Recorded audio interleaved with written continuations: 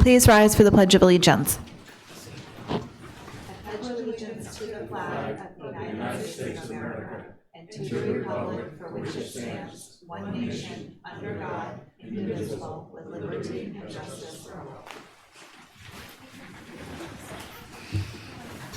Starting with county this evening. Your mic's working really nice there, Don. All right, call to order the County Commissioners meeting for December 11th, 2019. The announcements, the County Commissioners meeting is being video and audio recorded.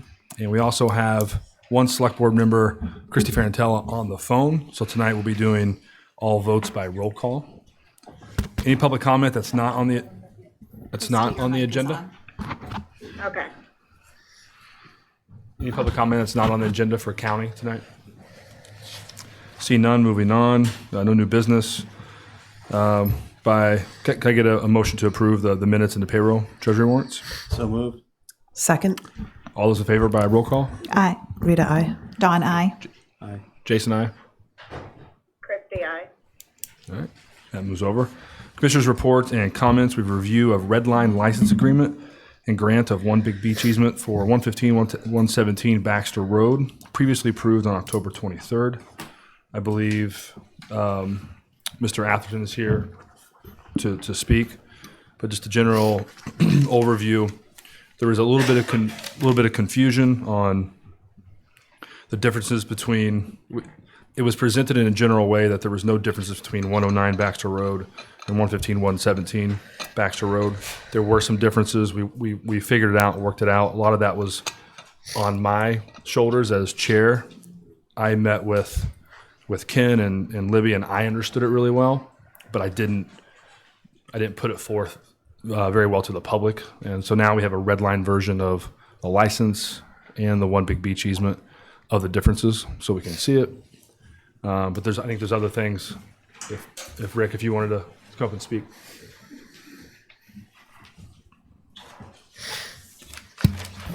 Jason, thank you, and members of the commission. Just a couple of general comments about what we're here for tonight. I think a red line version is always very helpful when you're working off a prior document to know exactly what the changes are and what they mean specifically. It's also an opportunity to make sure that we all understand the language that's contained in the documents themselves. And I know that one of the comments from the meeting prior where this was approved, subject to changes, we talked about maybe having an opportunity to learn as we go forward and having more information available to the commissioners if we get other opportunities to grant licenses such as we did for 115 and 117. So some of my comments might be helpful in that regard. I might start by, if you don't mind, by going back to that meeting, the prior meeting, and remind us all that the recommendation from the staff was not to make any changes in the documents prepared for the prior licensing of town-owned property on Baxter Road to move a house into it, 109. I think the discussion you had was very helpful and pointed out that there were some valuable changes that could be made to that document to protect the interests of the town. So I appreciate that. But I think it behooves the commissioners to understand that if you hadn't intervened, or at least one of you, there would have been no changes in the document. So that helps put the conversation, I think, in context. We provided for you a summary of some what we think are the benefits to the town and to the property owner from entering into this license agreement so the house can move into the roadway and further back from the eroding bluff. The main benefit I see from the town's point of view is receiving the One Big Beach easement. I'm not sure what other benefits you thought you were receiving. There may be some. It would be important to understand them. But from the property owner's point of view, I think there are significant benefits. the life of the property is extended by being able to move further away from the bluff. There's value to that. I think it will come back to support an increase in the property value to the owners of the property. If nothing else, it reminds me of the person who bought property much further down when he purchased property and said, you know, I've got 10 years. If I can rent the place for $50,000 a year for 10 years, I'll get all my money back. In this case, it might be very well that the property owner gets another 2 or 3 or 5 or 10 more years of value that the town has received no financial remuneration for giving to the property owner. And I think as we move forward into other situations, you need to consider that. The comment I heard in relation to that was, oh, there are no sales on Baxter Road, or very few. But the property in question itself transacted, 3 or 4 years ago. So I think it's clear that there are transactions and values do move for that property. So it's not quite like a yard sale, you know. I think the town could benefit from receiving a prearranged percentage, perhaps, of an increase in property value over some assumed value you want to establish at the time you grant the license. So those are some general comments. I think I've also want to appreciate being able to review some of the memos from Vicki Marsh, counsel for the town. And in regard to the changes made from the 109 document to this document, point out that, let me get my glasses here, that the request to the town from the property owner was for more than was included in the changes. And the request was actually to, in effect, get you to pre-approve putting geotubes on the lot, in effect. And as Vicki Marsh said in her memo, and the point I'm trying to raise is I hope this is not the case, but I did not approve of such language. I would hope that it wasn't just Vicki Marsh who wouldn't approve of such language. I would hope the town staff and the commissioners would not have approved it, and there was no need to include the additional language in the license agreement that was recommended by the owners of the property or their council.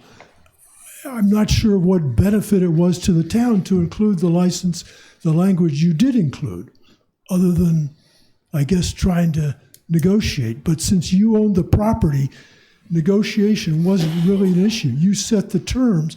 And in fact, back in July, you made it clear to the property owner that any license for the property was subject to any terms you considered reasonable at the time. So there was no preconditioning on that in this case.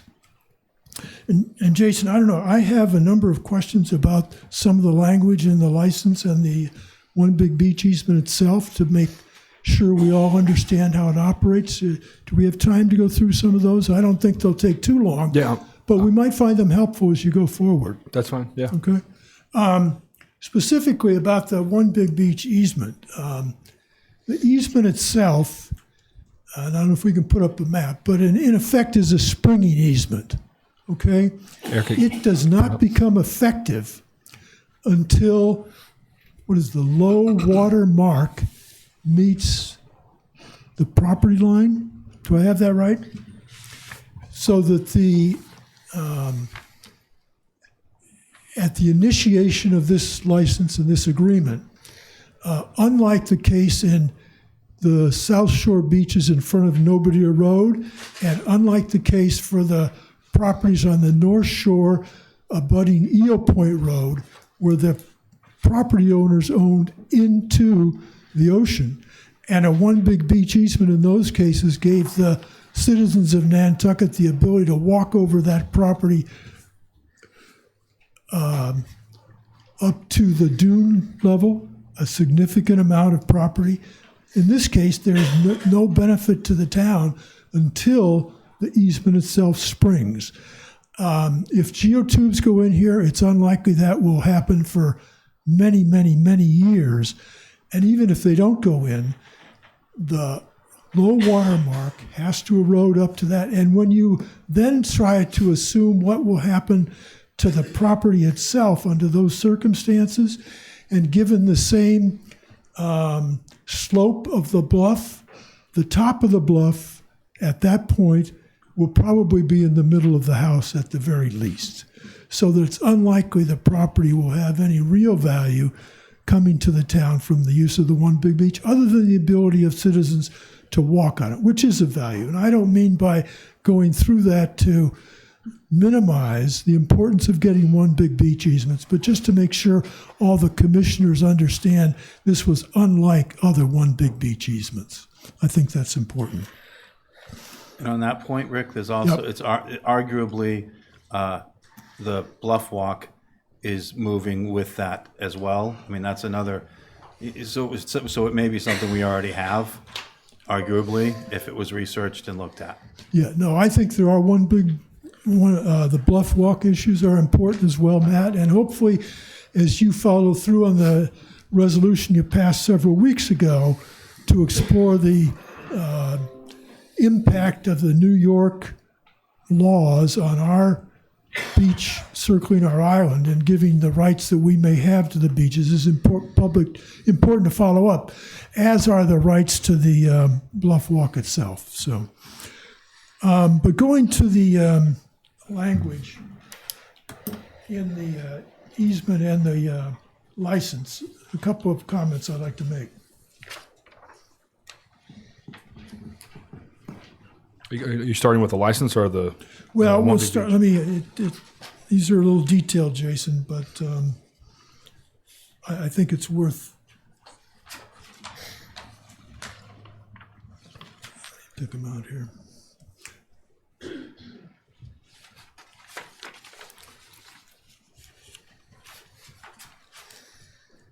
So first of all, I believe this is in the license.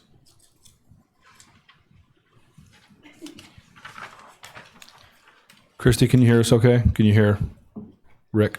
Yes. Okay. Yeah, in the license agreement, if you go to the first page and then go to page 2, I think it's page 3. Yeah, if we go to page 3, they're not numbered. And at the top, I just found an issue. If you go down 4 lines to the line that starts limitation claims for property damage, diminution in property, value. And I think with that raised in my mind, if the property value is lessened in any way, for example, by the Conservation Commission denying the expansion of the geotubes and that denial being upheld and the property claims they've lost value, have they waived their right to sue the town for what in effect might be a regulatory takings claim? Is that picked up by this language or not? Also, it's a little odd to have a comma between property and value. So you might want to follow up and ask what that comma is about and the distinction. Down a little further and talking about the, I'll read a sentence to you. As a condition of the licensee agrees to accept the alternative access on Baxter Road. Is that referring to the access defined in the Northern Baxter Road Agreement or any alternative access that the commissioners or the town wish to utilize at some point in the future? Question for you to be clear on. You understand what I'm asking? Yeah. Okay. I'm not sure what the intent was, but I don't know what it legally covers. I think the intent, Yeah, the intent was to keep it as broad open as possible, that wherever if in the case that there is a breach anywhere on Baxter and we have to put in alternate access, the agreement would be. I understand. I just was a little concerned about the use of "the," and it might be a reference to "the," meaning some other specific, but if it's not, I think it's a good clause, and I thank council for drafting it that way. Going to the grant of easement on the first page, this is a, Before we leave that, I think we would argue one thing. I think the other side would argue something else. well, That's they one of might, then you could be clear. Yeah, I think that's one of those situations where when you rush these things, sometimes is what happens. But wouldn't I'm that- saying I think might be two different interpretations. Of that. That's one of the reasons hope I not, raised it, but- Matt. I hear you exactly. And Rick, where is that? Is that in number 3? That was on page 3 at the top about the, Number 2, yeah, right there. but the start of page 3. So Okay. it's just agrees to accept the alternate access. It's the- Right, you know, usually when you see a "the," it sounds like a specific reference to some people. And they would argue that it's the alternative access that's at the top end next to Sanctity. Yeah, and you also need to understand, if it's a reference to that, I think that's an alternative access agreement that I've heard referred to as one that is probably never going to occur. It has so many conditions and just is unlikely to ever be, no matter what happens, I doubt that it's ever going to spring, quite frankly. Going to the grant of easement on the first page, this is a bit of a typo, I assume, because we're just copying a prior agreement. If you go to the second paragraph, the third line, it says land such that the southern boundary. I'm on the license agreement, the first page. And it's in the item number 1, third line down, such that the southern boundary. I think that's probably a carryover from property located on it's in the easements on Nonantum is my guess. Because I assume what you mean is, in this case, the boundary is the eastern boundary.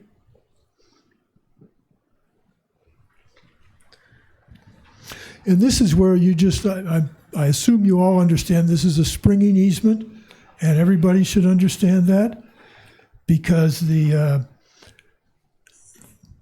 grantor's land's easement plan, is an upon the commencement of erosion of the grantor's land such that the southern boundary of the grantor's land meets the mean low water mark. So the easement has no impact until that event occurs.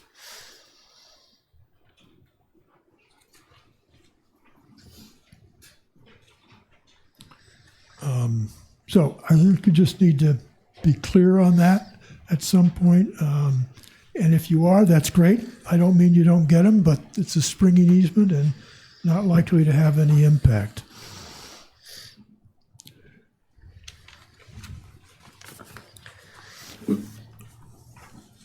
One other item, this is because it's in your package today, Jason. The last page of the minutes for the meeting of October 23rd, at the top, contains the sentence, this is talking about Ken Bogren, he noted that there's already language regarding alternative access in the license agreement. That may be the case. If so, I missed it. You might want to just verify that. So those are the comments I wish to make, and I think as you go forward, the discussion you had about the waivers is especially important. This is at the meeting where you approve the agreements. I think the town gave very substantial value to the property owners, and it was entirely reasonable for them to give up and waive their rights to sue the town under almost any circumstances, because you're giving town land to them. And while the license is technically revocable, it's improbable to ever believe it would be revoked and the house have to be removed and the value of its position changed because of that. So it's likely that this is really a permanent use of town property for the location of the house. Thank you. Thank you, Rick. Any comments from the board on anything that Rick said or anything else? I wasn't here last time, so I'm not sure if I should vote on this. Yeah, we're just reviewing it. Okay. Just for a discussion item, so to have clarity on it. So I'm more looking to you all who Okay. went through it, but No, I'll comment. I think you're being kind, Jason, taking the responsibility on yourself for this. This is, these types of things are not, it's impossible. This is sort of staff work, legal work, and, we have people for this. This isn't your fault. And so, number one, there's comments in here about the changes weren't substantial. The changes and adding, those changes, they were substantial.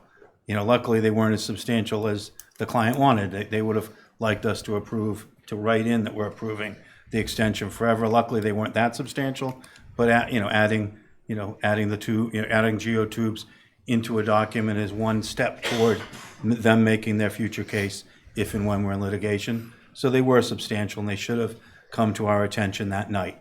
It shouldn't have been something that was sort of realized later. The red line changes in the future are very positive. I think that will help. I think to me, a lot of these real estate issues are a issue of documentation. The boards change. We get given just enough to do what we're being asked to do, and we move on. But then the board changes, and the board doesn't know what the reason was. We should know who brought the issue, why they brought the issue, what the history of the property and the potential, all the different aspects of this. I could list 20 of them, but and it should be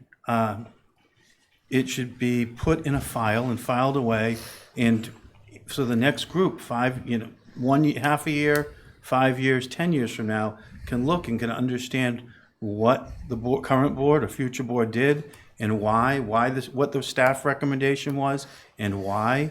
It shouldn't just be us in a hurry to please somebody, who's trying to get some benefit from the town, and we should understand. And people who are promoting this should be able to clearly explain to us what they're promoting, why they're promoting it, what the advantages to the town are. And too often, we don't get that, or we get it verbally. It's never written down, and then I've been here long enough that you come back later and it's a different kind of story. And the whole idea sometimes that, well, gee whiz, it was voted on by town meeting. Town meeting doesn't get into this detail. That's the first step.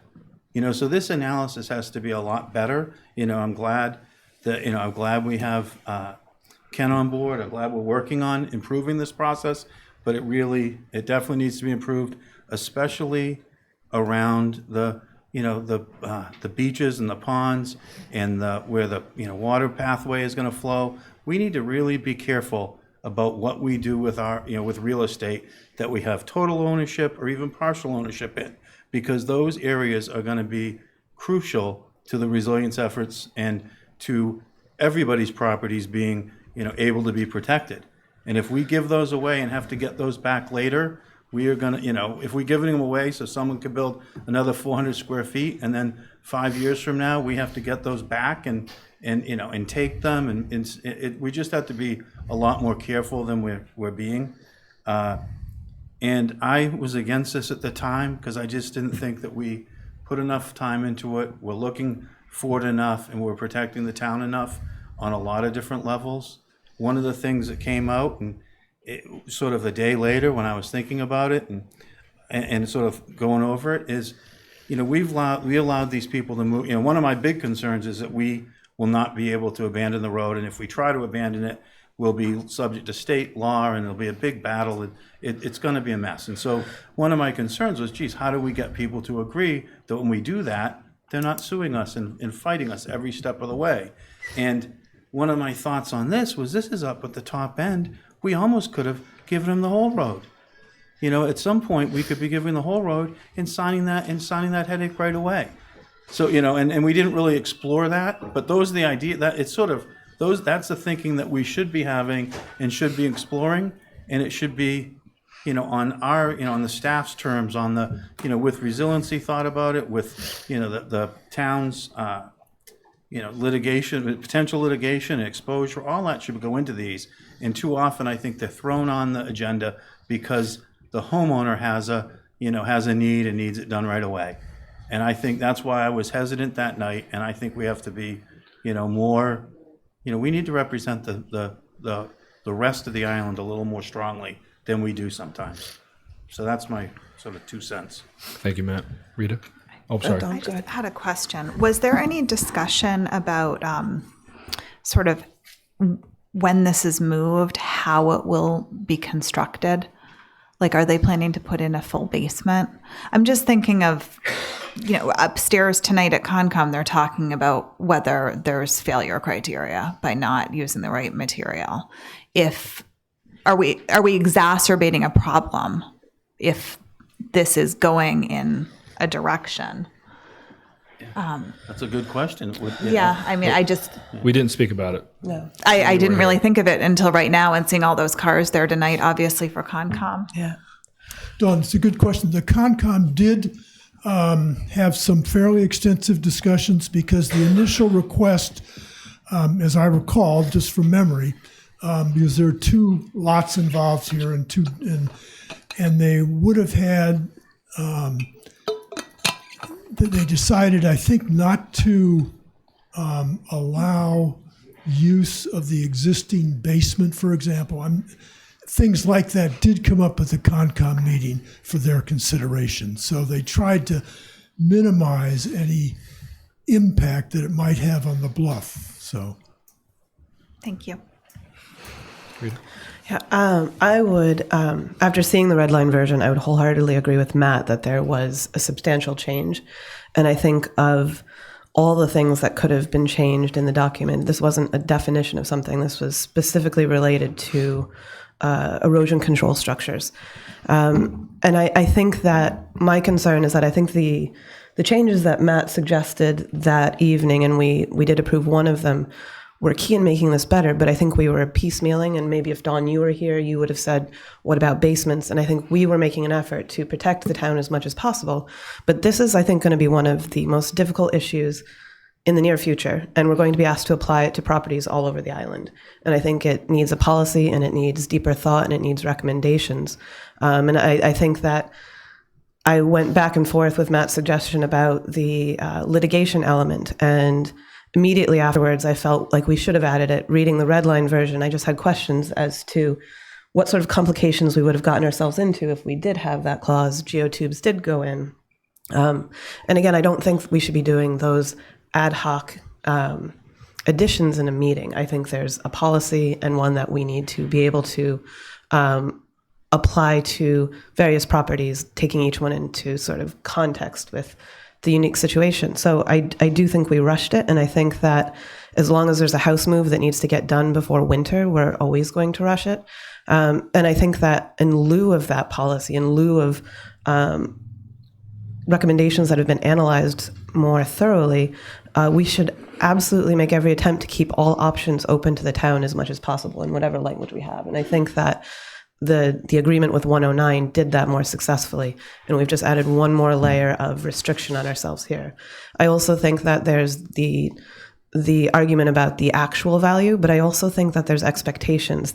Some of the additions with the red line version, homeowners' expectations of being able to put in erosion control structures, and I think that gets passed on in a sale. It gets passed on by property owners, and I think that the more expectations people have of their houses being able to stay forever, the harder a fight we're going to have if we do ever have to make changes. So I think that in future, the red line version is always key, but even from a staff point of view, in terms of, I think at least what this board cares about, and I hope future boards, is that anything related to coastal erosion needs to be reviewed more thoroughly. And at some point, we probably need to have a policy and some review recommendations coming from somewhere. Thank you, Rita. Do you think the Coastal Resiliency Advisory Committee, I'm not going to say the acronym, will come out with recommendations of this level, of this kind of detail, or is this more of on us? I think it's a place to start, but I think because my hope is that they're having this whole island view, but I think they're going to need support with that. I don't think they'll have the resources available within themselves to do it. But I think they're a start. I do think this is a big conversation. So I think we will need more help. Erica? I just wanted to know, I think, Rita, you were worried about this going forward with if there was a future owner of this property, and this license is for this particular property owner only. It doesn't go with the land. So I just wanted to Okay. clarify that. So it could be would have to changed again in the future. It could be, because any change would require a transfer, and you would have the opportunity to change that document in the future. Can you, in the case that we had included something along the lines of litigation, could you have it carry with the land? Or would the license always be? I think the license is always with the person, not the property. Okay. The land would have to be something that's recorded, and licenses aren't recorded. They're just kept between parties. Like the one big beach easement is with the land. So But there is an expectation, and the reality of, are we going to cancel a license and ask the new owner to move the house out of the road? Unless it's, very unlikely, so there's the reality. And I think depending on the timing, it's something where if it's 5 or 6 years down the road, people will say, well, the board then approved it, so approve it now. So it's kind of that slippery slope. Well, that was the argument I heard that night. Was, oh, we have to do what we did before, there's precedent. And I always say, well, if we can improve something, we don't have to follow precedent because we're improving it. We don't have to make the same mistake over and over. And the policy should be that we have full information. Each one is different, so we can't sit and write a specific policy that details all the little nuances on every different property that will come up. It's what is the analysis, and what is the thought process, and the level of detail and level of understanding that goes into the recommendations. That's the policy should be, that we get that done really well. And if that's done really well, then the rest of it is pretty easy. And if that's done in a hurry and really throw it to the lawyer and it's for the benefit of the people and we need to get it done quick, then we don't really have a chance to have, like the policy that you're talking about, which is, should we be doing this here and not that, or, we're at the detail level, which it's impossible. So I like you guys bringing up future boards. 2 or 3 years could be different boards, and not be able to take that information and understand it through time and different boards. Is there a way to do a more, maybe slightly comprehensive than when we have a utility petition, right? You have all those, there's a standard form, and we look at it really quick. That's more in detail. How does this benefit the town? How does it benefit the homeowner? Just maybe 6 or 7 questions. Maybe they're A and B. That's standard that we look at, that we can develop over time. Because you're right, this is, next 10, 20 years, there's going to be a lot more of these coming our way. You're somewhat, right now, we're very reliant on a few people who have been at it. Like Rick has been at it for a long time and keeps notes and has a good memory. How many Ricks are there? So that's the reality, is how do we put in place something that this stuff is documented, so that so there is some a repository and a place to go. I think that would be a good start, and that is speaking to Matt's, process or policy. Maybe there is some broader policy, but I think looking at them systematically, something like asking those questions. And I think Dawn makes a good point. One of those questions being, does the new build exacerbate the situation? Those are great questions, and that should be part of it. So I think that's a good place to start, followed by potentially a broader look at it by someone like the Coastal Resiliency Advisory Committee. And you might be saying no full cellar. It has to be easily movable, and it has to go on this type of foundation because that's the least impactful on this bluff for the future. I mean, there's things that may have to happen that might be different than what's happening now, but Lawn. Yeah. No lawn. Irrigated lawn. So, yeah. Thank you, Jason, for bringing it back. Thank you all. Thank you, Rick, for doing all the work that you do on these. A few comments. Yes. Sorry. Yeah, for Christy. Sorry, I just kind of, mostly everything's been reiterated, but I just kind of wanted to touch on that. I think, we had to make a tough decision in a short amount of time, but it outlined something that we can improve on. So I think we're going to be, improving our policy and process where we'll have the redlined version in front of us. And so I just kind of wanted to call out Rick and thank him for, doing all this work. And like Matt said, being, having it all in his brain and bringing it to us and helping us through this, because I think it's going to improve our policy and procedures as we move forward. Thank you, Christy. Anything else from the board? Okay, by roll call, is there a motion to adjourn? Motion to adjourn. Second. By roll call? Yes. Rita, I. Don, aye. Jason, aye? Christie, aye. Okay, I will call the select board meeting to order, December 9th select board meeting at 6:35. We do not have minutes tonight, so that's off the agenda. Other than that, I don't believe that there are any changes, so we'll accept the agenda and move on to announcements. We've got a couple that have been added since the agenda was issued. First off, we've got the next Solid Waste Summit. This is going to be a wrap-up summit of the 5 or so sessions that we've had sponsored through DPW since August about solid waste issues and solid waste management on the island going forward. The summit, wrap-up summit is tomorrow, Thursday, December 12th at 6, starting at 6 here in this room. The Finance Committee has a public hearing tomorrow at 4 upstairs in the training room, I believe it is, to review citizen warrant articles.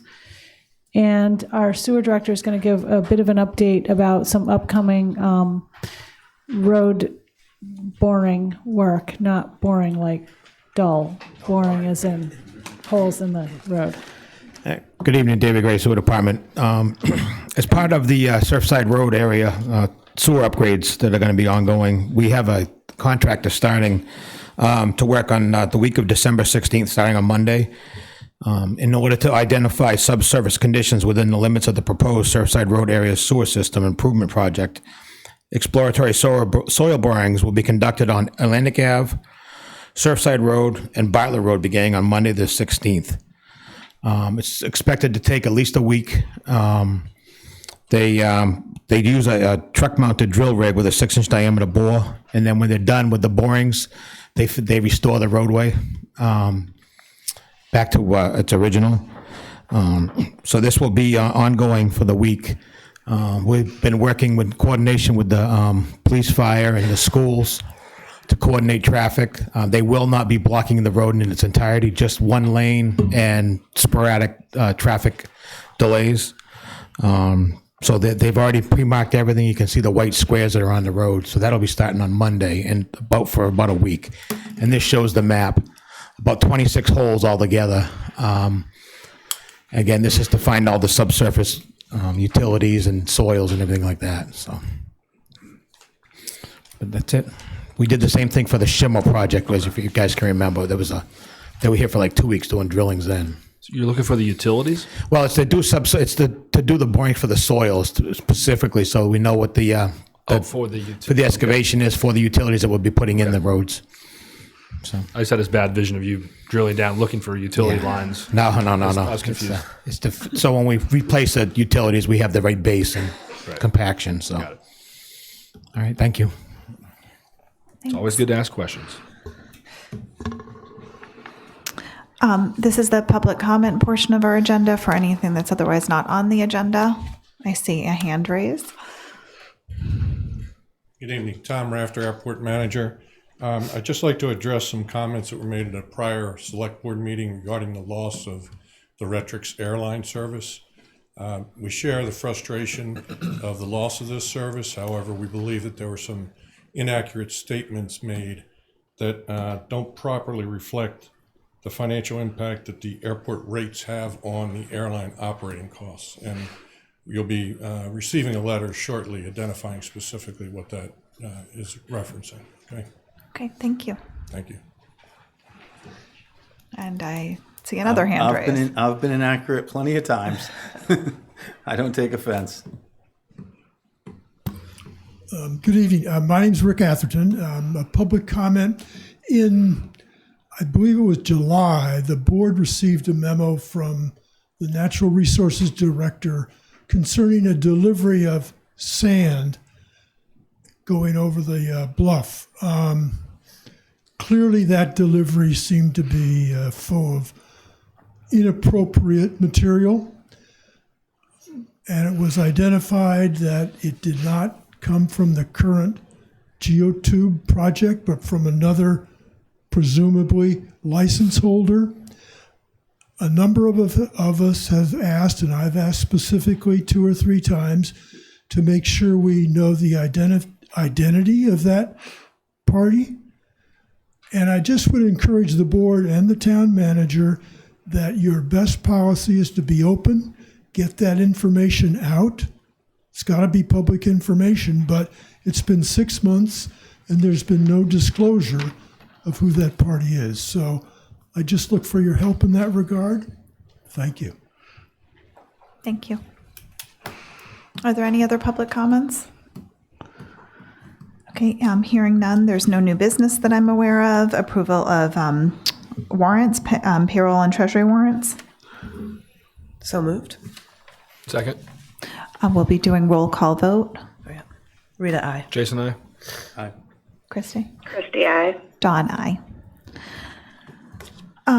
Consent, we have a resignation from the Finance Committee. I'd like to send a very nice letter of thanks. David was a longtime member and a very good member and chairman, and big shoes to fill there.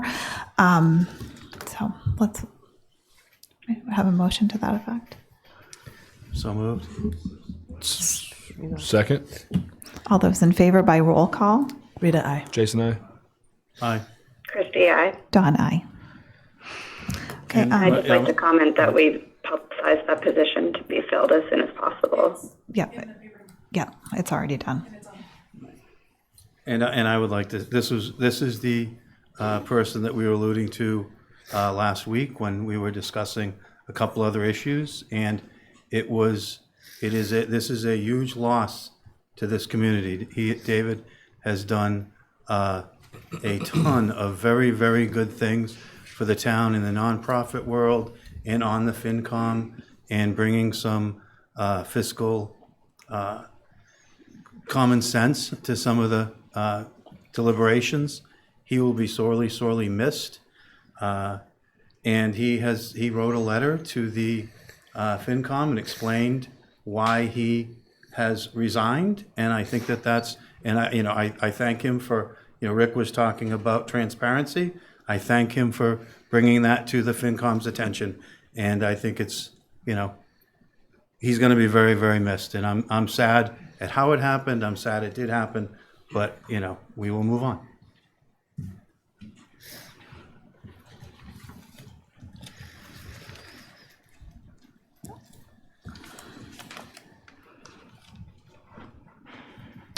Citizen departmental requests, Finance Department request for approval of sale of bonds for debt refunding.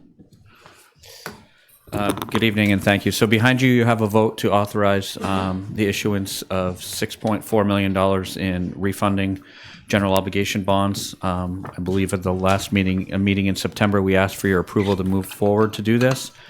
We did. We sold the bonds last week. We had 8 bids, and this actually will save over $1 million in interest costs over the remaining 10 years. So it was a very successful sale and a good refunding for the town. So I would ask for a favorable vote on the motion behind you on the screen. Yep. Please note, you're approving the motion dated December. If you approve it. Motion to approve the decision on, what did you say, Erica? Motion in the packet dated December 11th. Okay. Motion to approve the motion in the packet. Second. All those in favor by roll call? Rita, aye. Jason, I. Christie, aye. Dawn, aye. Nice work, Brian. Thank you. And your team. Town managers report.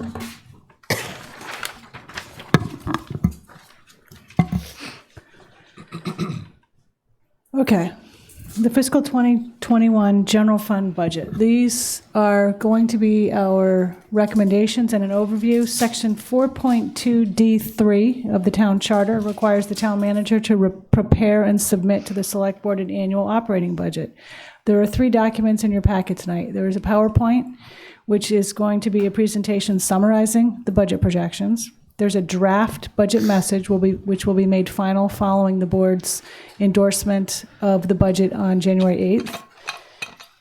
The draft budget message explains our recommendations, projections, and various budgetary issues in detail. There's also a spreadsheet with a list of requested expense increases from all of the departments.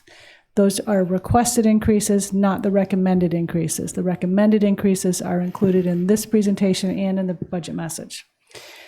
Brian and I are going to be taking you through this tonight. Our intent is to take you through this PowerPoint, which again is an overview of the updated projections, not in extreme detail, what some of our recommendations are and what the next steps are with the budget. Much of our detail is contained in the budget message. I'm going to take you through that at the end of the PowerPoint presentation, not in a lot of detail because it's about a 17-page double-sided document in not gigantic font. So, but I'm not going to read it. I'm just going to summarize it for you. Our fiscal 21 budget process began with a review of preliminary projections and projected expenses and revenues at a board meeting on September 18th. We issued our budget instructions to the departments on September 26th, and we've reviewed all of the departmental budgets between mid-October through November.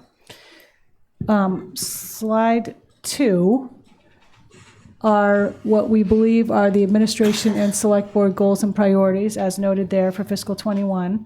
First off, we have worked to keep the operating budget within projected revenue. We do have a recommendation that would free up general funds for specific purposes, which involves a tax override. Our budget addresses any legal mandates, that addresses some of the priorities in the board's strategic plan.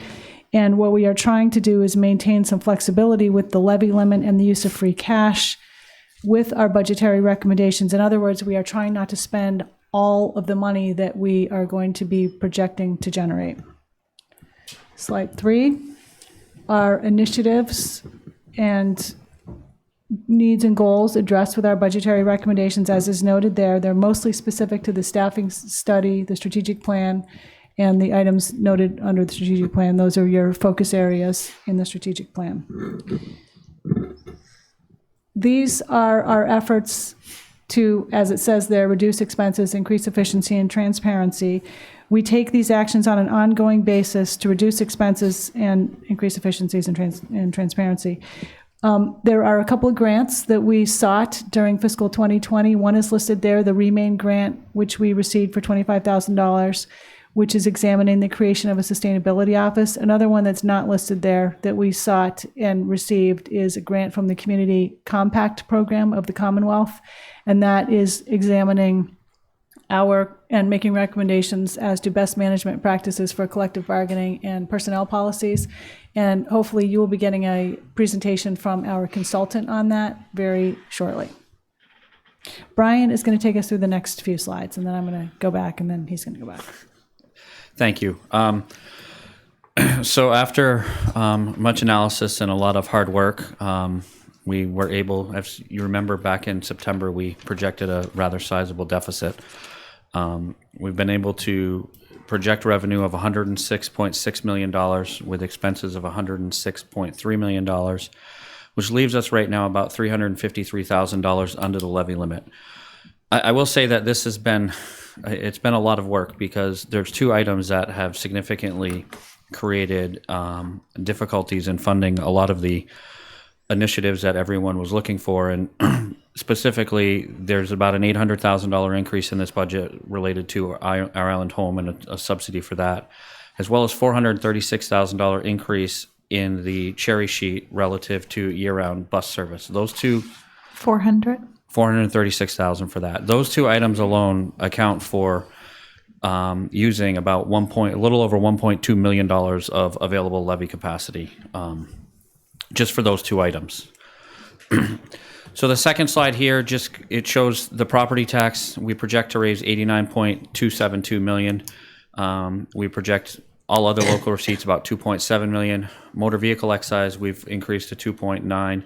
Rooms and meals just over $5 million, and license and permits $1.4. With state aid at $3.8 million. I will say that state aid, as we get further through the presentation, is listed as a potential unknown or outstanding issue.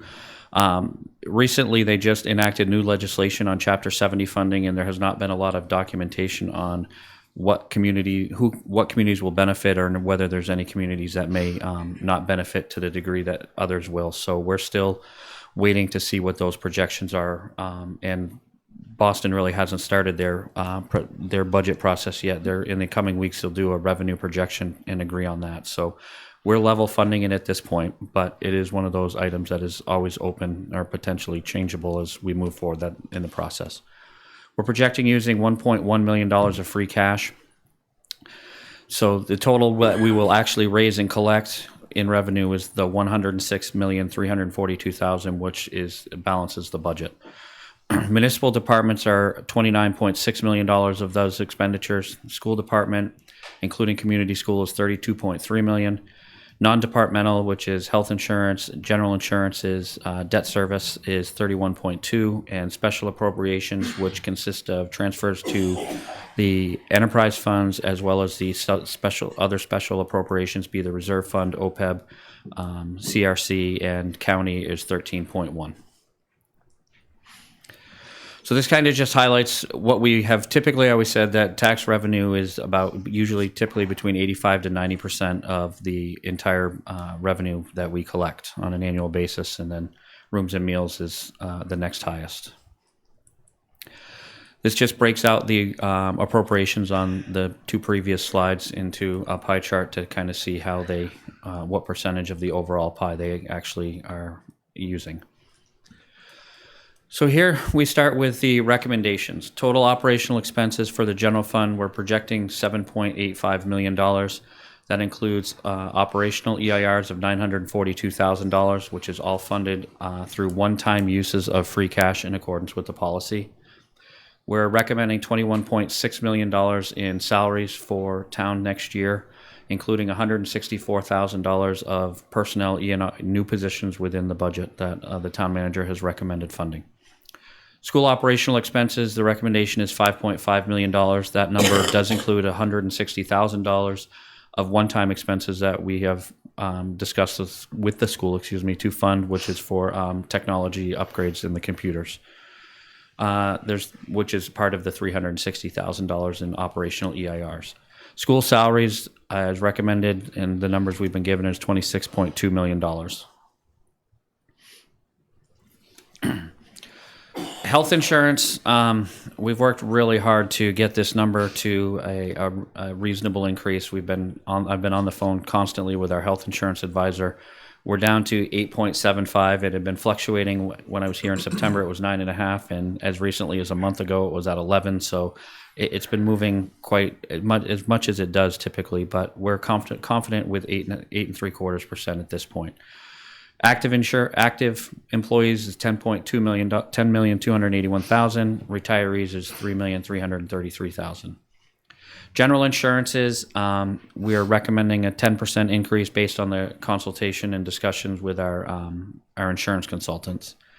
Debt service is $9.8 million, which includes additional debt service that was sold by the Clean Water Trust relative to the Nantucket Harbor Shimo project.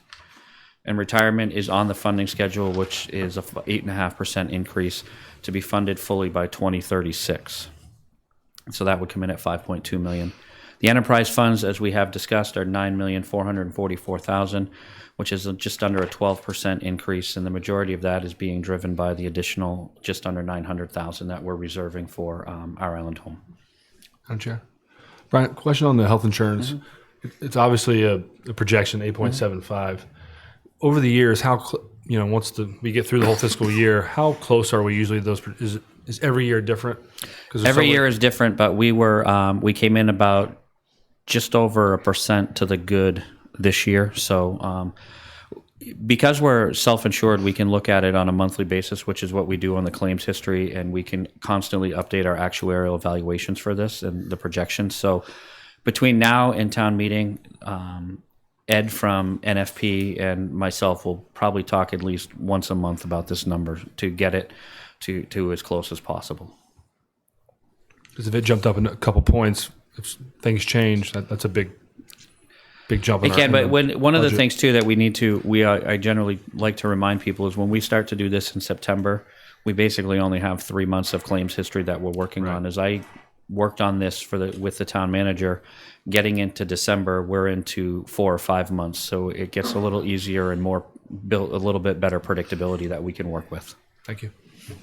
And if I'm doing the math right in my head, those 8.7, 8.7, 8.5, those, on 18,000, end up being about a 1% increase in the budget. Is that correct? What was the question again, Matt? If you take you take the health insurance, active and retiree, and you take the retirement, and you take that, that percent times the percent that they are of the budget, that turns out to be right around 1%. It's right. It is. It might be slightly over, a little bit over 1%, but it's right around that number. Yeah, so those the increases alone are a 1% increase on the in total budget this year, if you do the math. And so that's substantial, and that's a huge benefit that that we are providing that we need to be thinking about. One thing though that I would like to, we should point out though, when we talk about that specifically with retirement is the retirement is really for many years prior's unfunded liabilities that we've been, the rating agencies and everyone has said we need to work on funding. So some of that is eventually will catch up and the number will be certainly much lower. So, but just to make that point too as well. Yeah, you'd be about 0.85 or something. Yeah. You still, if it's just over 1, you'd be just under 1 because that's a smaller number of the 3. That's true. Yeah. So and we're funding that because of recommendations made from the FinCom 10 years ago. We started to push the number in, to try to catch up on that a little quicker. So it's important. Excuse me. So the special appropriations, health and human services, we're recommending $450,000 again, which is consistent with what was recommended and approved last year. County assessment is recommended. Comment on that? Yes. They have put in a request to increase that to $650,000. So I just wanted to note that now. We'll keep talking about it. County assessment is recommended at no change. This will probably be the last year. It'll be at 170 based on the way we have to do it. It's going to rise above that next year. Reserve fund, we're recommending $500,000. Unpaid bills, we had less than $20,000 last year, but we typically reserve that just in case. The OPEB trust fund, we're recommending the same $500,000 going into that. There are no overlay or any other deficits that would require us to raise them on the recap sheet. Cherry sheet charges, which we discussed, are $1,002,000. They were $555,000 this year. The majority of our cherry sheet, charges are specific to NRTA. As I noted, that 80% increases, the majority of it is relative to the $436,000 increase for year-round service. Community school, $550,000 increase, which is 11% over last year. It's just essentially the way the school is allocating the money that we're giving to them. And then minimum capital funding requirement, which is part of the town code, comes in at $1,033,750 this year, which will be split between the town and the school for capital projects. All told, the recommended budget is $106,342,704. So as the town manager had indicated, there was $3,732,594 of submitted expense increase requests by the departments. Given the challenges faced in the budget, town administration is recommending $1,172,387 for town expense increase requests. Funding sources would be $942,000 of one-time expenses and ongoing of $230,387. The ongoing would be funded through tax levy, local estimated receipts, just the raise and appropriate portion of the budget. Okay, our recommendations for the expense increase requests are shown here. They're based on criteria that we've developed over the years, specifically whether or not the item is a legal mandate. Higher priority is given for requests that support the strategic plan and or the staffing study, whether or not the item is an improvement to department operations and efficiency, whether it's necessary to support new programming, existing programming, or provides continuity to operations. We rank each expense increase request using a point system. Our recommended items, again, are shown here. The highlighted items, which you can't see overly well, it's a little easier on paper, but they are meant to show the items that are directly related to the strategic plan. Overall, our recommendations include 2 new full-time year-round positions, 3 new seasonal positions, some funding for strategic planning initiatives and facilitation, vehicle and equipment replacements, and some operational increases that are related to safety, IT improvements, and contractual increases. I want to point out a couple of things on this slide that kind of came in. They didn't really get made into the slide, which we have been talking about at the staff level. One of them is an item close to the bottom. It's not highlighted. It's entitled Rental Regulations Assistance. And this came out of a FinCom motion to an article that it was in the 2019 annual town meeting. It was a citizen article. It had to do with reviewing had to do with the rental regulations. And the Finance Committee motion was that the town undertake, if it wanted to proceed with this, a review of the impact of such regulations. So in order to follow up on that and try to get in some of the sort of documentation that maybe even Matt was referring to earlier, let's make sure that things get followed up on. We've put that in there. I don't know that we're really recommending that number, but we've put it in there for the board to make a policy decision as to whether or not you want to proceed with that. The two items just below that, governance workshops and professional administrative support services, we actually are reducing those from 100 each to 50 each. Yeah, that's what we, okay. Can I ask about governance workshops? Sure. Is that leadership training type? It's so it could be a variety of things. Last year after the election, you all had what we were calling a governance workshop with a facilitator who reviewed with you how you as a new board wanted to govern, basically. So it would be that, and it could also be maybe facilitation with the select board and other boards. How do you interact with each other? Are there better ways to interact with each other and communicate? It may also be leadership training for department heads or other supervisor types in town administration or across the board. It's kind of broad, but it's meant for that kind of thing. Will it include our yearly update to the strategic plan? That actually is more probably in a different item, like strategic plan initiatives, which is just above Okay. that, highlighted in green. Strategic plan initiatives, $100,000. But it potentially could, Because the governance was kind of like, we did part governance and then right into the strategic plan in the same Yeah. piece. So that's why I Yeah. ask if that money was towards that. But there was something at the MMA last year that I went to where another town manager talked about how something that they do in their community was they would get a member from each board like once a quarter and get together for kind of a check-in meeting to see what everybody's working on. And I would love to implement something like that to have more continuity amongst boards and understanding. That is a really good idea, and I think that the chair and vice chair and I have had a discussion about that. We did have a meeting yesterday. This will come up a little bit later in the town manager monthly activity report with the chairs of planning board and planning commission, and we just need to get something like that off the ground, and it just takes somebody's time and focus. So hopefully we'll be able to get to that in 2020. The requested expense increase requests are contained on a separate spreadsheet that is in your packet. We were not intending to go through that tonight, just the recommended ones, unless the board has any questions about them. Brian? So this slide just shows that the $230,000 we're recommending come from tax levy and other general revenues, and the free cash of $942,000. Town administration's preliminary free cash recommendations, because as we know, this typically can change between now and town meeting. As everyone is aware, the certified free cash was $10,334,000. We're recommending the one-time expenses in line and in accordance with the policies and procedures of $942,000 on the town side and $160,000 to the school. We're recommending that we allocate between town and school capital requests $6 million.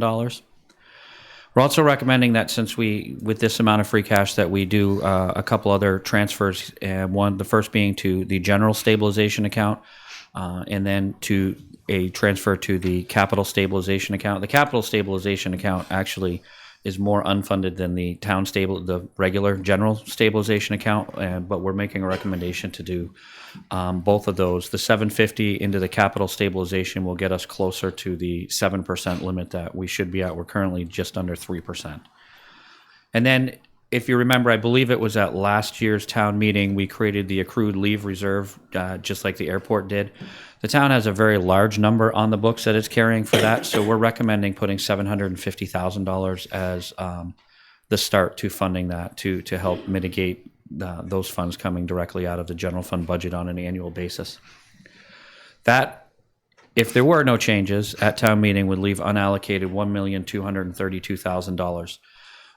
We're recommending leaving this unallocated because there's still a very long time between now and the end of the year, and because the tax rate was officially set yesterday, the only opportunity if either of the two enterprise funds needed additional transfers would be either potentially savings in the general fund reserve or free cash, depending on the amount that may be needed to transfer. So the recommendation from town administration is that we leave that allocation unallocated in the event that there's something that happens that would require a further subsidy to the two enterprise funds.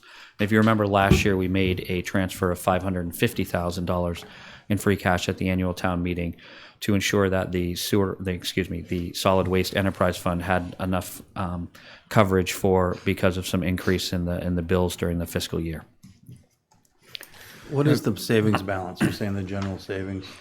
The regular stabilization has $5.3 million in it right now, and the capital stabilization has $1.25 million in it.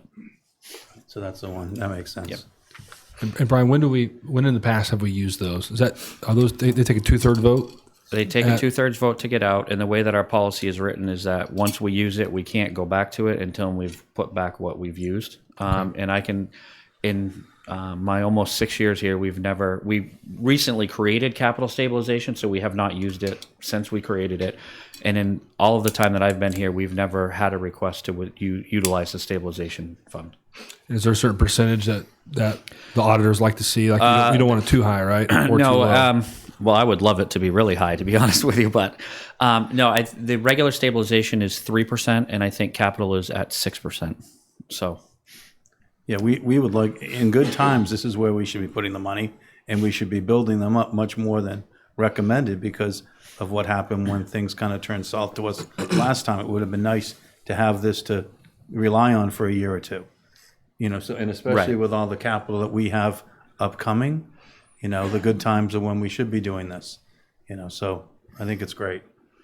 yeah, and in the way that, just as an add-on to that, the way we crafted the financial policies, again, if we do leverage and have to use it, there is the requirement that we need to replenish it. So that's a good way to manage that. So, And what it does, it will smooth out the impact on the ratepayers in the bad years. This is sort of like your rainy day fund.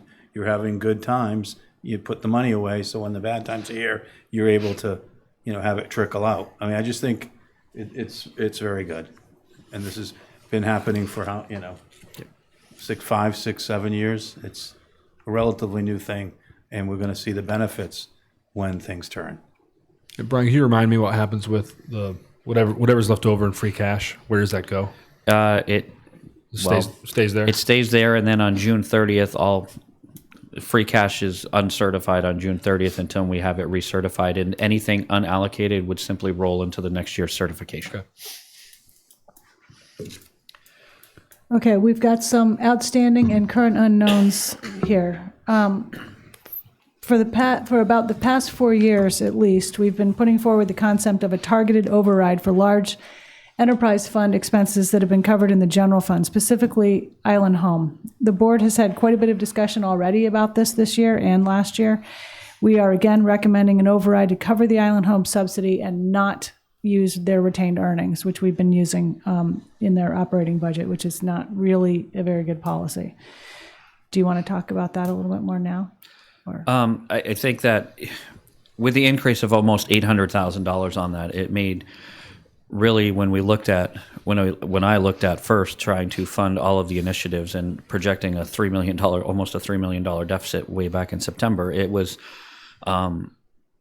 really brought to light that I think that the Island Home is an important operation in the town, and if we're going to continue to have it, then we really need to fund it with a stable source instead of using inside the levy limit, because it puts a tremendous amount of stress on all of the other operations and our ability to fund all the initiatives that we would like to fund or need to fund. So I think that the recommendation this year really with the increase highlights the fact that we really need to seriously consider doing this, because it's not going to,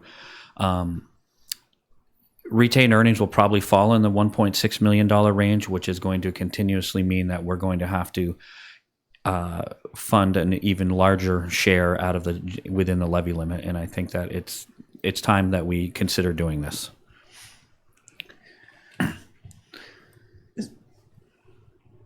And this would be a permanent, this would go onto the, This would go, onto the top, Yes. basically, and then it would still grow at 2.5. It would still grow at 2.5% year. every year. That's correct. It would be a I just want to make permanent. sure people are clear on It would that. be a permanent override of the levy limit, and we would add, for discussion's sake, $5 million to what we could. As that's the number we had talked about previously. That it would add that automatically to what we could raise and appropriate in future years, and it would grow at the same 2.5%. I continue to think it's a really important thing to bring forward as we're talking about a complete rebuild of the island home and people's commitment into continuing to subsidize the service for the long term. I think that we need the community commitment that it's really important to everyone to have this and to continue to fund it. And it cannot cover itself. There's not a way to make that happen. There may be some ways to tweak it and make it more efficient, especially in building a new building and deciding exactly what it's going to look like and how many beds there are going to be. But And I continue to think we're putting the cart before the horse. We are, I think if we went and did this and it grew 2.5% a year and we were negotiating and living within that 2.5%, I'd be on board. Except we aren't, because we don't negotiate and budget within 2.5. It's a lot more than that. And then, so we're still going to have that issue, and then we're going to add the expense of a potential new building that the first consultant said we were crazy to even be thinking about when the second consultants brought it forward. So, until we figure out what it is we're going to do, how we're going to pay for that, and I want to have an island home, I want to have, have something here, but I don't want to put the cart before the horse and do the override in the building, and then, gee whiz, we'll figure out the rest of it later. Right now is the chance for us to, sort of negotiate, get the changes we needed, and figure out whether this should be under the town, under a nonprofit, aligned with the hospital. There's things that we should be thinking about right now. This is an inflection point in a time, for us really to dig into it. And I think that we're, by doing this, I think we're pushing the can down the road a little bit. So. I think we're out of time.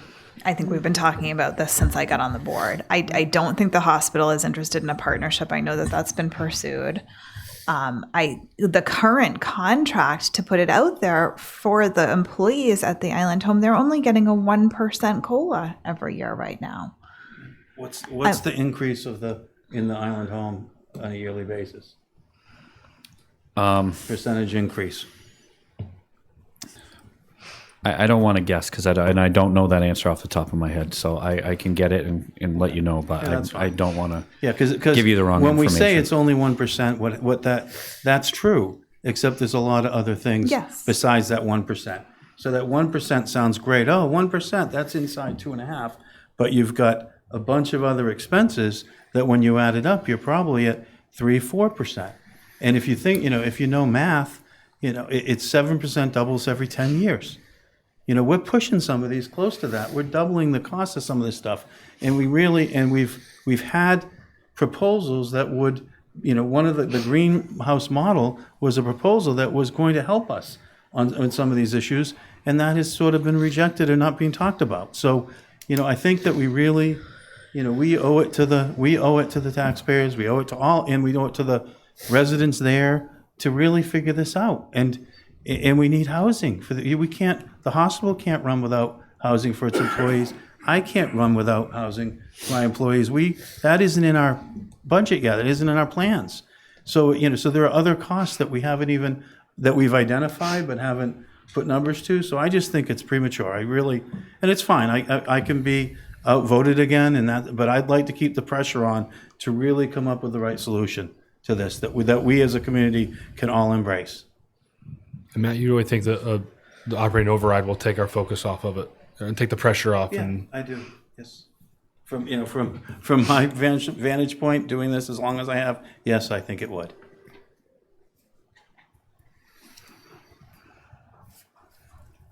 Believe me, I know it's a difficult topic, and I don't recommend it lightly, but it's difficult to continue in the general fund doing everything we need to do without considering it, because it's consuming a much larger number every year. Brian, I think I asked you last time, the practice of always using retained earnings is a short-term solution, not a long-term. It's actually, it's not even a recommended solution in any way, because it's it's unpredictable. We've been fortunate since 2016 when we got so much CPE, over $5 million, that we've had a substantial amount of retained earnings, which has given us the chance. And I think that may have started to coin the phrase, to kick the can down the road, because we had over $5 million in retained earnings, as you would see in one of the slides, and it's ratably decreased over the years. So, our financial policies specifically do talk to the point that free cash retained earnings should only be used to fund one-time items. If the override were to pass, then whatever retained earnings they would be generating would be able to fund one-time items that they need for building maintenance or anything like that. Right now, the way we're doing it, not only are we providing the subsidy in the general fund and using all of the retained earnings to help fund the operating budget, we're funding all of the operational and the maintenance out of free cash or through the capital exclusions as well. So there's a lot coming from the general fund to go into that. So if we were to consider the override and it were successful, then retained earnings in the island home could be used for what they're really designed to do, which is for maintenance and one-time items. I would tend to be more on the side of seeing them as two distinct issues, not necessarily separate issues at all. But I do think this is something we've been talking about for years, and it feels we don't really have a time frame right now on when something will happen with a new building or a renovated building with Island Home. And I think that I think we need to take care of the building that we have now appropriately.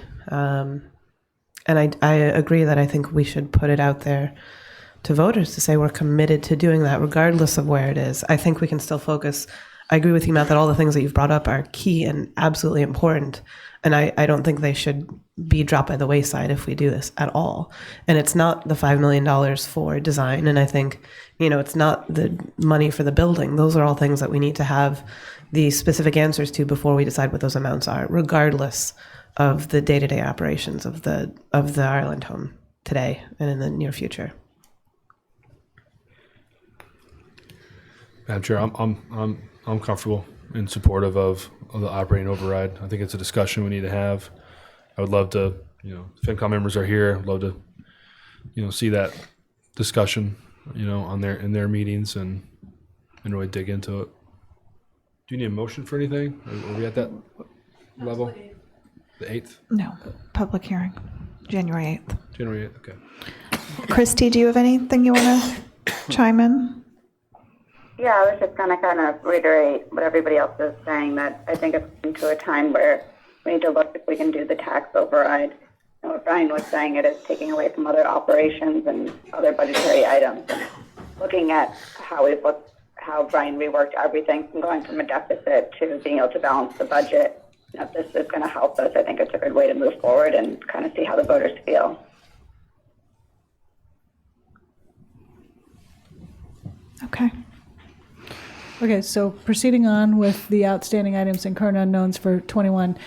State aid right around now is always a bit of a concern and an unknown. Lately, it's been a bit higher than we projected, although we don't expect any adverse impacts. You just never know. We already have the expected NRTA charge on the fiscal 21 cherry sheet. Harbor Place is an unknown at this point.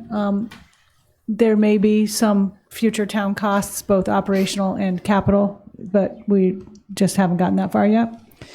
None of.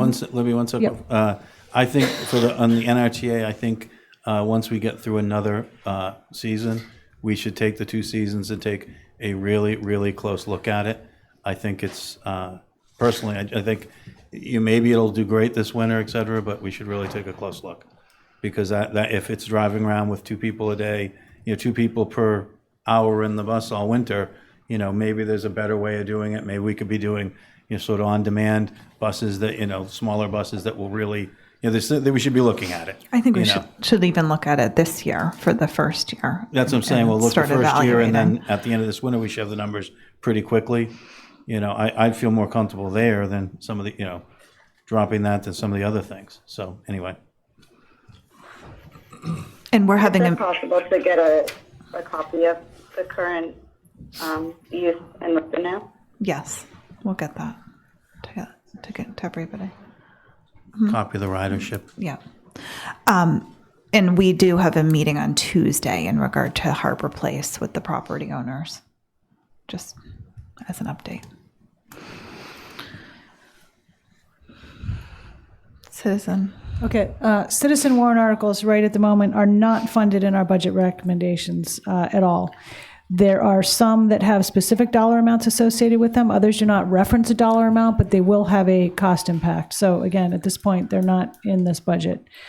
The Contract Review Committee, as was noted earlier, has recommended an additional $200,000 to the $450,000 amount that is projected into the fiscal 21 budget at this point. And we have 2 citizen warrant articles related to health and human services issues. One is for 20, one is for 21. And so those are out there. Fee increases. We have been discussing internally an across-the-board increase for town fees, and we haven't totally finished that analysis yet. There are some town fees that are already at a statutory maximum, so they will not be able to be increased, and there are some that aren't. Typically, fees are supposed to be tied to a documentable increase in town resources. So we need to just understand how to make that work. And we had a bit of a discussion today about, for example, building permit fees. If Nantuckets are on the lower end, how do other towns raise them within that parameter of you have to make them commensurate with town services? So that's something that we're going to be looking at a little bit more. On that topic, that's what we've always heard is sort of gotten pushed back, especially on sort of sewer or building or those types of fees. Gee whiz, we can't charge it. We were charging, and I'll get the numbers wrong, but we were charging, a $2,000 hookup fee 20 years ago, or $500 fee 20 years ago. If it had just gone up, sort of cost of living, it would have been equivalent to $7,000. And then when we started saying, oh, we're going to charge, $5,000, everyone was in an uproar because they're used to it. So some of these things we should get them in line where they should be, and then they should increase automatically a little bit every year, because once people are subsidized for a certain amount of time, they think that's the way it should be. And, and I think where we justify some of those fees, I mean, we have no problem justifying on some segment of the community. I think where we justify those is by the increased enforcement, a lot of the increased things that we're adding to the budget now are gonna need those fees to pay for them. So I think that's, I think that I'm glad that we're looking at it finally. Okay, future potential costs. There are a number of future potential costs listed. Can we go back one slide? Yep. A quick question for Brian. With the state aid, I know you said there was a change in the Chapter 70 calculation. Do you know how that's going to affect us, or is that still unknown? So I've not received any notification from DOR that they've done the full analysis on what that change would look like. It's something that I think many people in my position across the Commonwealth are eagerly awaiting to see what it will do. Okay.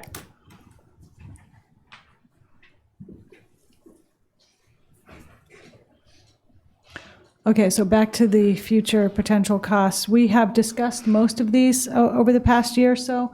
I won't go through every single one of them, but the commuter shuttle, that actually shouldn't say system, I should just say commuter shuttle, is something that we're discussing implementing in 20. And we are currently recommending that we allocate $100,000 from free cash to get that going. It would, at this point, we don't really have it fully developed yet. We are conducting a survey to sort of determine interest, and we'll then figure out how to get it off the ground. There are going to be capital and possibly operational costs that are going to come out of the open space and recreation plan, as well as the Parks and Recreation master plan. We have a new contract, as you all know, coming up in 2025 for solid waste that may be a cost impact. The NRTA year-round service modifications that we just talked about, and not only year-round service modifications, which might actually potentially, depending on data analysis, be perhaps lower for year-round. Seasonally, we hear a lot that people want to see expanded hours and expanded routes. So that's something to be thinking about. And the sustainability office, where you're probably going to be getting a review of recommendations or findings or what our consultant came up with from the Remain grant that I mentioned earlier. We had a all morning long department head meeting yesterday with the consultant, and there's a framework that we've kind of laid out. So you're going to be hearing much more about this in January, because I think we're going to have her come back and give you a wrap up of that. Next step. So our budget presentation obviously is to the board tonight. Next Tuesday, the town admin team will go to the school committee and give a very similar version of what we're doing tonight to them. On January 8th, the board has its annual budget public hearing, and that's where you would endorse the recommended 2021 general fund budget to forward to the FinCom. And you don't have to, go with exactly what we've said, obviously. You can modify it as you see fit. Mid-January, and really more like early March, the Finance Committee will be reviewing all of the budgets and the other financial appropriations, and that will end up in their motions for the town meeting warrant articles. And then we end up on Saturday, April 4th for the annual town meeting. There are a number of slides here that Brian can take us through, maybe what they are, and if people have questions about them. But I don't think we were planning on, going through them in detail. So we provide some various slides just to show with a little more clarity, just some of the breakdowns. So we have a 5-year history of general fund revenues, 16, 17, 18, 19 actuals, 20 the budget, what we budgeted in 20, and where we are for 21. We do the same on a stacked bar graph for expenses, 17 through 19 actuals here, and then 20 and 21 budgets. This is just a general FTE graph to show the breakdown between the school and the town and the history of where it's gone since 2016. And I think we had a discussion on the capital project, so I probably won't go through every single project here, but this is the list that we've been working with Capital Program Committee, the total of $36.8 million, and we have inserted some potential recommendations in there and what would be left to fund that the town manager and I are working through. This is just a little bit more detail of the revenues than the first slide we showed, as well as the expenses in more detail here than the PowerPoint. Then the last slide we've historically showed is our Island Home, and then where our stabilization numbers are, and then what the certified free cash has been. So,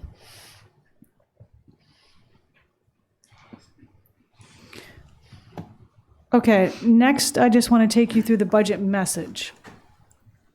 I don't know that I've really done this before, but I wanted to project it so that people can sort of be familiar with what it looks like. It will be put online as a draft. Well, it'll be in your amended packet as a draft, but eventually it'll get online and be finalized with a final date.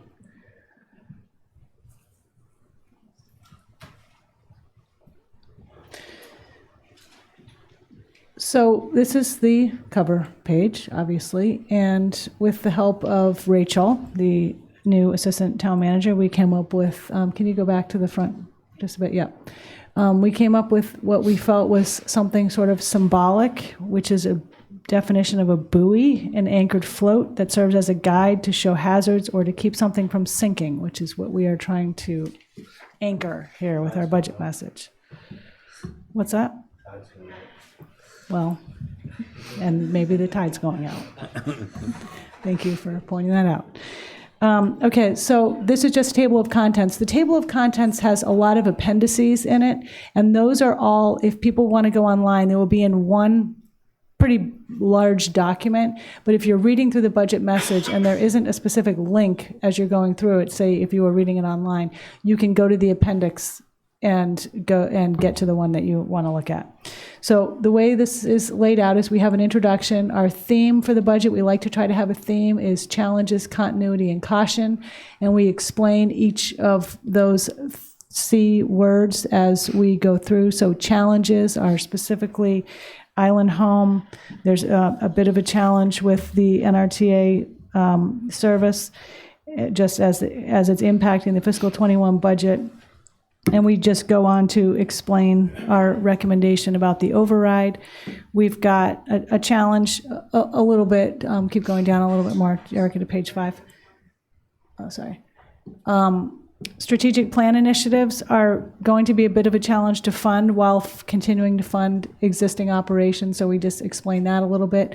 Continuity and financial strengths. We're really lucky to be in a very strong financial position, and that is in large part due to the efforts of Brian and his staff to get us there and keep us there.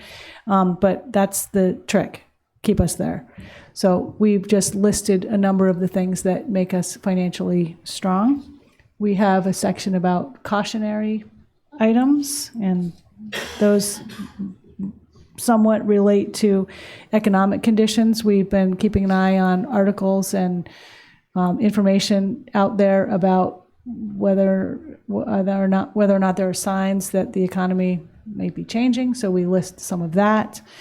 And then we've got our overview of the fiscal 21 general fund budget projection. You've seen some of this just now in the budget presentation. There's a narrative about the fiscal 21 projected revenue. There's a narrative about the expenses.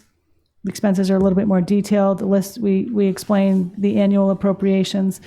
Section 3 is a narrative about the town administration expense increase recommendations. That goes, that's our criteria there. That's the chart that we looked at a little earlier that was in the PowerPoint. So we explain the personnel, we break out the explanations between personnel and operating expenses. And then section 4 is current and future year considerations, which we also break down into categories of sustainability, the strategic plan, the staffing study, health insurance. We still potentially may be facing the so-called Cadillac tax, which we explain in our narrative. That possibly might hit in fiscal 22, so we're keeping an eye on it. There is federal legislation that's been filed to retract that, but you just don't know what's going to happen. We also have some discussion about coastal resiliency, infrastructure, and planning, all of which is at the forefront of our lot of discussions at the department level about capital projects and staffing. Collective bargaining is a narrative, Harbor Place again. And our newly emerging PFAS issue, I'm not even going to attempt to read what that actually means, but there's a emerging issue across the country and elsewhere as to the extent of PFAS contamination. What did you call it today, Rita? You had a little name for it. Forever chemical, I think. Or What? is it Forever chemical, yes, thank you. And so it's a contaminant that is in a lot of substances, and it makes its way into things like drinking water. So we are going to need to probably figure out the extent to which that may be impacting our community, as is every other community in the nation, probably. And I know that there's a lot of information out there. We have a small departmental team that is going to be really getting into looking at this. The water company manager, is Mark here? No. He did attend a workshop on this yesterday and has probably quite a lot of information about it. The airport is also very much into it. some new and expanded revenue possibilities. In 2009, there was an ad hoc fiscal committee established by the board, and that group, that report is online, and we've listed it here as an appendix. That committee came up with a number of potential new or expanded revenue possibilities. They're listed here. Some of them we have implemented, some of them we have not, and we probably won't, and some of them we have partially implemented. So there's just a narrative about that. And lastly, we have a conclusion that we've done our best to fund the general fund budget within available revenue. There are limited new initiatives. We need to obviously focus on continuity of current services. And we kind of go into a bit of a discussion about our biggest challenges, funding the growing priorities of the community. And there are a lot of demands for service and in many areas, and we simply cannot fund all of them. Retaining and attracting qualified employees and housing them is a big issue. We do have some capital projects in the works for employee housing, but it's going to take some time to get at it. And lastly, and we're very happy to answer any questions that the board might have, but I really want to acknowledge the team that I had that put this budget together, which is the finance director, Greg Tivnan, the assistant town manager, Rachel, the other assistant town manager, and Alexandra Penta, who is our budget analyst. Everybody worked really hard on this budget. We've spent hours scouring through everything and exploring different options and avenues. And I also really want to thank and acknowledge the departments. They put a lot of time into this as well, and they've tried to help us figure out a little bit how their items could potentially be worked in here. But everybody's very cooperative and worked hard together. We've had a very good relationship with the school superintendent. We've had several meetings with him about this budget. We didn't really enact the ad hoc fiscal committee, but ad hoc budget work group, I should say, this year. That's an informal group that is comprised of the chair and vice chair of the select board, finance committee, and school committee, as well as the superintendent, town manager, and finance director.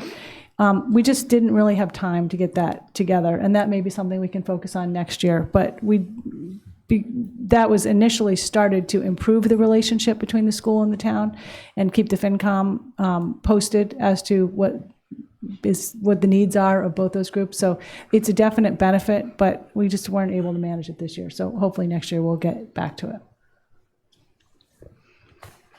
And you forgot one other person, Libby. Oh my God. Yourself. Oh, no, I don't. No, seriously, because it's in 20 years, the improvement I've seen, a lot of this is Brian and his staff, but a lot of this is yourself and Libby, the financial understanding that you have of this now, and the staff that you've hired and the effort you've put into this is really to be commended. And I think, it really is. And this is we are miles away from where we were when I was first on this board. Where we couldn't get this stuff on time, and all the tiers and all the other stuff that was going on when we wanted just a simple question answered. It's just night and day, and you deserve, a lot of accolades for that. Well, thank you. I very much appreciate that. Thank you, Matt. I appreciate that so much. I did not expect that at all, but thank you. But I really do want to acknowledge my team. It's without them, this would not happen. And I would want to acknowledge the board too. Your support is invaluable, and this could not be done without it. And I would say also, Matt, over the years, the understanding of the board has improved, and the relationship between town admin and the board to be able to have these types of discussions has been really helpful. And also, I would acknowledge, I know there's some FinCom members here, but they are also obviously a huge part of this process, and they've been quite supportive as well. But thank you very much. We're happy to answer any questions that any of you guys might have. Was that sent to us? That was in the addendum packet. You probably didn't even get to see it yet. That came later today. It came later. That came this afternoon. I know. Yeah. I'll find it. Email this afternoon. Okay. I emailed it, I think, yesterday, but I know there's too much emailing. we have to kind of power through the rest of this. yeah, sorry. Because I have to catch the 8:20 boat, and Jason has a babysitter who's going to leave at 8. This is on your agenda again next week. So if there are questions that develop over the week that we can totally bring it up next week. So census update? Okay, census update. I think Eleanor maybe is going to give us. Hi there. Given your time constraints, I will be brief.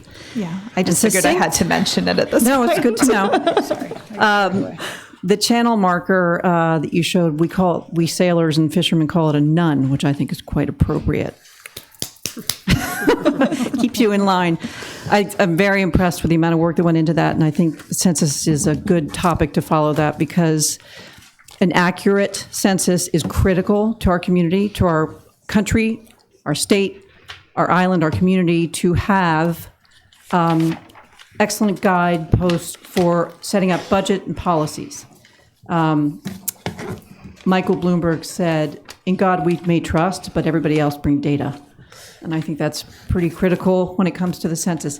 I'm here to tell you about the Census Complete Count Committee, the 2020 Census Complete Count Committee, which is a 9-member committee. All the members were appointed by the NPDC, of which Matt is a member himself, and Christy, who's on the phone, is on our committee. I'm sure someone will chime in. I believe she's done some updates at some of your other meetings about our activities. We've met every month since July. The minutes and the archived video are online if anybody wants to see it. There's also a dedicated webpage, which I created, that has a number of interesting documents and links, and I'll continue to update that. We are in the midst of hiring a staff person whose salary is underwritten by a grant from Remain. Thank you, Remain. She will be beginning as soon as the paperwork's been finalized. And she's going to help us with the outreach, which is the critical mission of the Census Complete Count Committee. As you all probably know, the decennial census is every 10 years. We have an omission or undercount in any way, shape, or form, we have compounding negative impacts on our community, both in terms of representation, democratic representation, and our budget. There's somewhere around $2,400 per person allocated that is connected to an accurate census. So that's a lot of money if we're missing people. And our last census, a lot of people felt like it undercounted. Some of the hard to count communities are, of course, immigrants, single mothers, children, senior citizens, members of the LGBTQ community. I'm not really sure why each of those necessarily falls in the hard to count communities, but that has been documented. And so our mission is really to get out there and to reach the hard to count communities, to spread the word, to educate people, inform people. And the reason we want you to be aware is because you're one of the partnering, we want to partner with both federal, state, local organizations, other complete count committees to spread the word and to educate. As you know, the immigration question is not going to be on the census. Census information is 100% confidential. Census information will be sent out in March by mail, and if the responses have not been received by May, then you will start to see enumerators come knocking on doors. They all will be identified with badges and so forth. There's a whole lot of information about the census. I gave Erica I whittled it down. I had thousands of pages of interesting flyers and so forth, but I would encourage you to take a look at the 20 or so pages I whittled it down to give to Erica for the packet. There's more. Some of these flyers are very, they really pinpoint the key data points. So I just really wanted to bring you up to date and tell you what we're doing. Again, Christy is on the committee, so she can continue to bring you up to date. But we may want to have some additional outreach, reaching out through you to the community. We're going to have a Train the Trainers event. It was supposed to happen in November. It's going to happen in January. That's going to be for community stakeholders to understand how we can reach out. We have some grant money, Census Equity Fund money, Remain money. We're going to do some more grants to help us with publication. We're going to have an insert in the town census. We are going to go to various events. We're going to the ELLPAC, which is the English Language Learners Parent Advisory Committee event. We have one of our members going to that event on Friday at the school. We went to the Island Elder Fair. We will be going to probably like the community dinners. We'll be reaching out through the interfaith community, et cetera, et cetera. So we have a lot of things planned in the pipeline, and our new staff person is going to be critical in helping us achieve those goals. Sound very organized and well thought out. Well done. Okay. I'll just, looking at the dates and non-response follow-ups are late August, so we have a chance when everyone is here in the peak of the summer and to sort of hit up, and I would say sort of places like the soccer fields and some of the places that you wouldn't think of is where you're going to find some of the people who have been undercounted. And I think if we have the right people asking them and explaining why it's important, I think that would, Well, this is exactly what I'm talking about. You're going to have ideas that some of us, we have a brilliant group of 9 people that really represent all walks of life and, on our committee. It's an excellent group of people, but we can't cover all these ingenious ideas that people might have or sort of, that thought process is critical.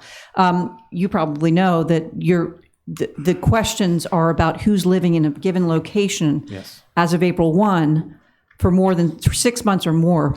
So the summer people obviously won't necessarily, I'm sure you didn't mean to imply that summer people will become. I'm talking a lot of the, long season, workforce that, maybe doesn't want to be counted, but, Right. have families here now and have, and live here now. And I just think, it's important that we engage them, and that's just one place. Yeah, it's true. The soccer fields would be a good place to reach out. Or church on a Saturday night. We're going to be doing that. Yeah, We have someone from the New that's- York Regional, Laura Medrano, who is Spanish-speaking as well. She'll go to some of the Spanish-speaking mass and so forth. So we have a lot of things planned. I'd great. like to introduce Martha Turk, so I'll let her speak. Hi, everybody. I know some of you. I'm Martha Turk. I am a full or part-time resident of Nantucket for the last 40 years. We live in Fisher's Landing, and I recently retired from a long-term job off island, and I'm spending a lot more time here. I'm really excited to be working with this terrific group of very smart people and meeting new people. And Christy, I look forward to meeting you in person. I was attracted to this work because I'm very interested in, personally, in what's happening with people who are new to our communities across the country, with the impact of the census on both communities as a whole and individual people and groups that make them up. And so I'm excited to be a part of this. And I don't want to take up any more of your time. I know it's been a long meeting and they're both in babysitters to deal with. So thank you. Thank you so much. Thank you. I look forward to meeting you as well. Thanks for coming. I would be happy to do the monthly town management activities report at a later time. Okay, thank you. Did everyone have a chance to look at the meeting schedule? Everything looked good. We did add 2 more summer meetings to try and alleviate those super long meetings we had this year. Yeah, I'm very happy to I hear was going to that. say you've been asking for that for a while. Well, I was putting the stopping time on a couple of those. And the only thing is, I think it was, there's one end of July, if we push the end of July back a week. I think we took off the 3rd week of July, and then we're going the last week. That was the only one, because we're pushing right up to craziness. We're pushing up the 4th. That would be my only suggestion, but it's fine, either way. What do you want to do? I think it was. Do you mean in June? well- 6/24? Oh, no, see, no meeting the 22nd in July, and then we're meeting on the 29th. And I was just thinking, do we meet on the 22nd and skip the 29th? I don't know. Oh, so meet 2 in a row, or 3, Maybe 2 in meet a row. 15, 22, take the 29th off. I'm fine with It that. doesn't really, either way, it doesn't really matter. We could do that. That last week tends to be a really It's a, yeah. Busy It's really week. busy. It's a hard week for me. But The last week of July? yeah. So leading just into that first. do the first 22nd, 2 not weeks the in August 29th. are Okay, there, yeah, but- got it. We Let's can do change it that. for Matt because we want our bread. Exactly, but either way. Everything else I thought was fine. We had a minor little thing in April, which was no meeting, there's 5, wait, 1, 2, 3. Yeah, that was my request because I usually go away for school vacation. I So we just was swapped hoping no out. one minded that. Instead of not meeting the 5th, meet the 5th, but don't meet the prior. That's fine. Okay. My only question was, I know it's with the holidays in November, but would 2 meetings be enough with preparing for town meeting and the budget. What? Yeah, but that- there's just it no way happens around the before. holidays. We might just have to Have long meetings. If have need a be, couple long you meetings. could That we jam in. cover November to October. Yeah, exactly. We'll just have to make it work. Yeah. Yeah. Can you hear her, Christy? Yeah. Okay. Yeah, and Yeah, I'm I fine. know it's due to the holidays, but I just want to make sure that we move other things up so we don't crunch a lot of things into November. We will have to. Whoever is chair is going to have to manage that. So, yeah, that was my only, yeah. And with that change, I'll move approval if you need it. Second. All those in favor by roll call? Rita, I. Jason, aye. Don, aye. Yes. Christy? AI. Okay. Motion to- oh, Do you guys sorry. mind if we skip committee reports tonight? It's fine. Motion to Unless there's adjourn? anything burning. Oh, Nope. Second. by roll call? Rita, I. Jason, aye. Aye. Don, aye. AI. All right. Thanks, Christy. I'll see you in Boston. Bye.